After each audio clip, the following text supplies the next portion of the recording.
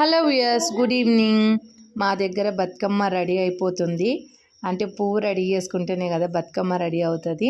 అందుకే మేము ముందుగానే ఇట్లా పువ్వు డివైడ్ చేసుకొని చిన్న చిన్న కట్టలుగా కట్టేసి పెట్టేసుకుంటున్నాము.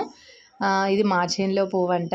పాప మా అత్తమ్మ వర్షాలు పడుతున్నా కానీ వర్షంలో వెళ్ళి తీసుకొచ్చింది. వర్షాలు పడితే కష్టం కదా వెళ్ళి పువ్వు తెచ్చుకోవడము, కానీ తీసుకొచ్చింది. ఇంకా దీన్ని కట్టేసేసుకొని ఇంకా చాలా పెట్టుకున్నాం అనుకోండి, మనకు చాలా ఈజీగా ఉంటుంది బతుకమ్మ పేర్చేటప్పుడు. ఇంకో చాలా రకాల పువ్వులు ఉన్నాయి. ఒక 5-6 రకాల పువ్వులు తీసుకొచ్చి పెట్టింది. ఇంకా ముత్యాల పువ్వు, తంగేడు పువ్వు చూపిస్తాను మీకు.